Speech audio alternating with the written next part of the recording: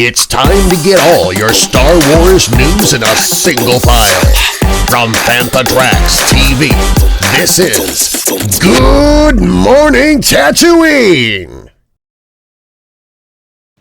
So we're here at Good Morning Tatooine, live on the road at the Droid Builders UK event, because every week on the show, obviously, I talk about my love of droids, so we had to be here. Well, we thought it was an ideal opportunity to actually be in the same sort of space rather than on screen. And, where better to take Brian than to a droids event? You know, he loves them so much.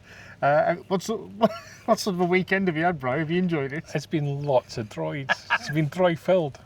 And it's actually been really interesting. My hatred of droids is when they don't have something constructive to do, right? But there is a lot of useful droids out there. There is. And it's actually fascinating to see what goes into actually making them work. And we had some great talks over the weekend as well from people who worked on the productions as well, a little bit behind the scenes. And you know what my highlight of what I discovered this week? Go on. Was, if you remember back to the first episode of Andor. Yep. And you had B2EMO going up the street. Yeah. And the dogs ran past.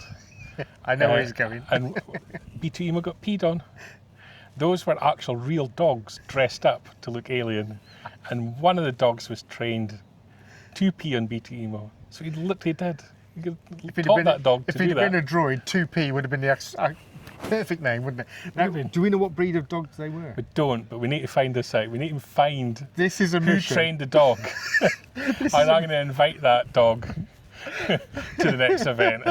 This is a Good Morning Tatooine exclusive expose. We're going to go out there and we're going to sort this out. Yeah. Good boy, Morning Tatooine. But another interesting part as well is how much of the droid builder community actually get called in on occasion to take part in the productions as well.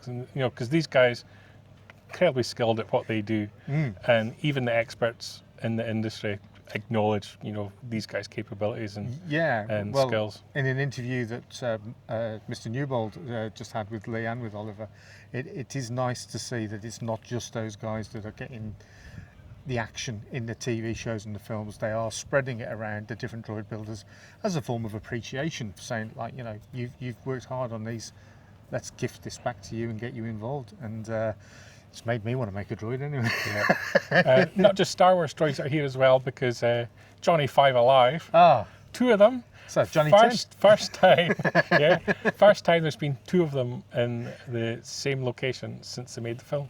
Amazing. And they are actually scratch built, aren't they? Yeah. Yeah. So that where on earth these people get their knowledge from to put these things together, and they look absolutely amazing. Yeah. For me, you can't beat seeing good old R2-D2 in the flesh, the metal.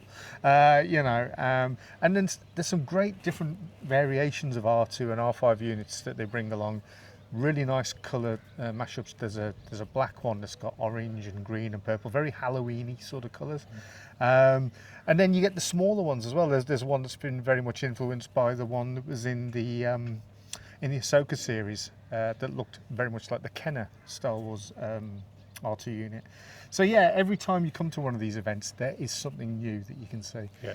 And you get the evolution of technology is 3D printing and the different materials you can now 3D print on. Yeah. You can see getting introduced in how they build these droids.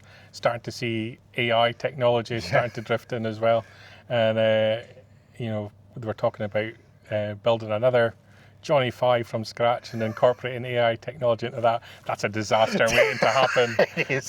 That's when the robots take over the earth. I've been warning it for years. Wherever that's being built, if that's being built in Oxford, watch out, Oxford. Your days are numbered. So it's interesting to see that evolution. The guys here talking about the programming language that they use, and the great thing about it as well is you can really see the community, and they're here to help. It's not just finished droids. The guys that have just started building droids and they've brought along what they've done so far, and they're getting help and advice from others. And I would do this differently. What have you thought about doing it this way?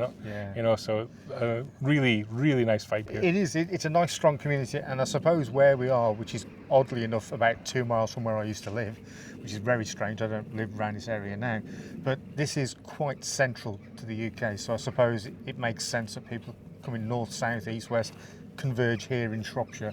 and meet So at this what you're wonderful really agricultural college. what you're really warning is that there's droids everywhere. Yes, droids are everywhere. Yeah. But the fact that they come here to Shropshire, sleepy Shropshire, where I hail from, it's quite cute. Yeah, I definitely had to come over here for at least one day. Yeah, it's wonderful, and we've got the weather for it as well. Yeah, you know, beautiful for a day. change. Beautiful day. Yeah. Highlight of the show for you? For me, that last talk that Lee gave, really insightful, talking all about the 2 seasons of Andor that the droids appear in. The one thing that I would say is that these directors, they need to bring these droids a little bit more forward. Unless you go to a talk like that and see where the droids actually are in a scene, you won't see them. Yeah. You know, there's a lot of droids, you blink and you miss them. So what we kind of, Lee's panel really took the 2 seasons of Andor and cut it to just the scenes with droids in. Yeah, it so wasn't I very challenge long. anyone. It was a good 40 minutes. So if you think about it, it's a lot of droids in there. Yeah. I challenge people now to go back, watch Andor again. Perfect excuse to watch Andor again. Yeah. Try droid spotting. See how many droids you can see and count and find the different varieties. Yeah. I mean, And there's some quite unique ones in there as well. There's ones that are sort of essentially little transporters that take things around and whatnot. But yeah, I just think that sometimes these should be brought a little bit more further forward, because it does connect it all together nicely. If you see an astromech, you go, we're in Star Wars, it's great.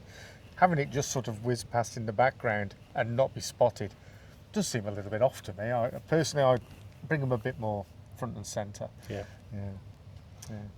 Other interesting bit, which I laughed back, 'cause I never noticed, was little elements that they point out about where things go wrong, like the droid pushing Granny in the hospital scene in Andor season 2, and when they pull back from the scene, you see it's like a floating chair that she's on. Yeah. But if you actually watch them coming out of the lift, you can see the little Like the bump as as it they come to the crosses the threshold. Yeah. So little bits of that you don't notice when you're watching the No. season at all. But these guys, you know, they're watching. They're involved in it, and they see these little things that they're happy They with, pick not up happy on, with. well, they pick up on it and they go, don't, why did we spot that? Yeah. But then, you know, don't mention it, because nobody else spotted it. Well, now we have. So, oh well, we're in trouble. No.